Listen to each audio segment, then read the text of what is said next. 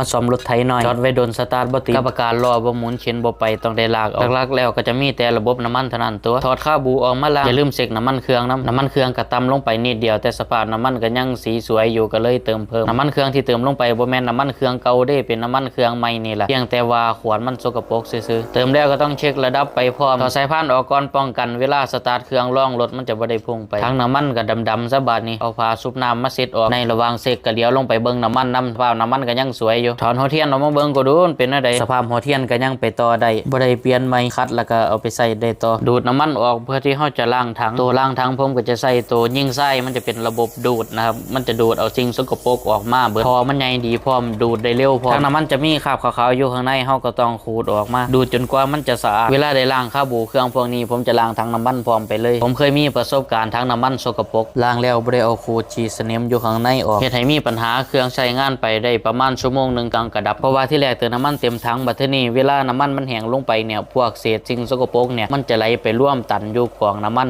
อยู่ใต้หลังจากนั้นมาเวลาผมล้างคาบูแทบทุกครั้งเลยผมจะต้องล้างถังน้ำมันเราก็ต้องมาลุ้นต่อสภาพคาบูด้านในมันจะสกปรกหน่อยหลายปานใดถ้าในคาบูมันมีคราบตะกันหรือเศษสนิมไหลเวลาเราล้างคาบูออกมาแล้วมันจะได้ผลลัพธ์บ่ค่อยดีปานใดถึงแม้ว่าเราจะล้างทุกซอกทุกมุมหรือแม้กระทั่งเอาคาบูไปต้มผมลองมาแล้วมันก็ยังบ่100%อยู่ดีถอดล้างประกอบกับคืนคาบูบางลูกมันก็นิ่งคาบูบางลูกมันก็บ่นิ่งมันก็ต้องได้ลุ้นเอาอาการที่พบได้มากที่สุดก็คือรอบเครื่องสวิงหรือว่าเวลาเฮาปิดโชคแล้วหลังจากที่เฮาสตาร์ทติดแล้วบัดทีนี้เวลาเปิดโชคนะมันจะเปิดโชคได้บ่เต็มที่มันจะเปิดได้แค่ครึ่งเดียวถ้าเฮาเปิดโชคสุดเครื่องมันจะบางโตเปิดโชคบ่ได้เลยมันต้องได้ปิดโชคสตาร์ทสาเหตุมาจากคราบสิ่งสกปรกติดอยู่ในรูทางเดินน้ำมันข้างในคาบูเพราะว่าบางเทื่อมันอยู่ในซอกในมุมที่เฮาบ่สามารถจะคัดได้ถ้าคราบมันบ่หนักอีหลีเนี่ยเครื่องมันก็จะนิ่งสตาร์ทก็จะติดง่ายโชคกับสามารถเปิดสุดได้ถ้าเฮาเจอแบบนี้เฮาก็ต้องมาลุ้นเอาถ้ามันบ่ได้เป็นผลบ่เป็นที่น่าพอใจเฮาก็ต้องเปลี่ยนคาบูลูกใหม่คาบูทุกมื้อนี้ราคามันก็บ่แพงสามารถเปลี่ยนได้เลยในราคาสบายกระเป๋าคาบูถอดออกมาแล้วสกปรกบ่คักสภาพนี้มีโอกาสที่จะเฮ็ดให้คาบูมันบ่นิ่งได้ถ้าล้างประกอบบ่แล้วสตาร์ทบ่นิ่งแบบอาการติดยากแบบนี้นะผมจะเปลี่ยนคาบูลูกใหม่เลยโดยที่จะบ่มาเสียเวลาไล่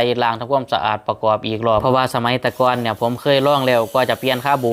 ลูกนึงได้เนี่ยผมต้องเช็คแบบให้ละเอียดเลยล้าง 3-4 รอบเอาน้ำยาบักคักมาล้างแล้วก็เอาต้มน้ำอีกตั้งหากรูที่มันตัดแล้วมันก็ยังบ่สะอาดเครื่องก็ยังเดินบ่นิ่งแล้วก็สตาร์ทติดยากคือเก่าผมก็เลยเปลี่ยนคาบูลูกใหม่จบสตาร์ทติดง่ายเดินเบานิ่งเร่งได้ปกติโชว์ก็สามารถเปิดให้อากาศเข้าได้เต็มที่ก็เลยเฮ็ดให้ทุกมือเนี่ยถ้าพอคาบูสภาพเนาๆผมล้างบ่เกิน2เทื่อตอนนั้นจับเปลี่ยนเลยเสียเวลาแต่ว่าก่อนจะเปลี่ยนแต่ละอันเฮาต้องล้างให้มันดีนะล้างทุกซอกทุกมุมหม่องใดมีหูเฮาต้องแย่ล้างทำความสะอาดเอาน้ำมันสีดเข้าไปล้างเอาลมยางดีถ้วยคาบูมันก็เป็นถ้วยเล็กถ้าผู้ใดใส่เครื่องแบบนี้นะผมแนะนำให้เป่งน้ำมันออกเวลาเฮาเลิกใส่งานเฮาจะหยุดใส่งานโดนหลายอาทิตย์หรือเป็นเดือนหรือหลายเดือนจังซี่นะดูดออกเลยดูดออกจากถังอะแล้วก็เป่งออกมันมีน็อตเบอร์10อยู่ใต้ใบลูกร้อยเอาเป่งออกเอาน้ำมันออกให้เบิดคาบูเฮาจังสิได้สะอาดสามารถจอดไว้หรือทิ้งไว้โดนก็ได้เอาเป็นปีก็ได้นะคาบูเฮาก็สิสะอาดเวลาเอามาใส่เนี่ยโอกาสที่จะได้ล้างคาบูเนี่ยมันก็น้อยลง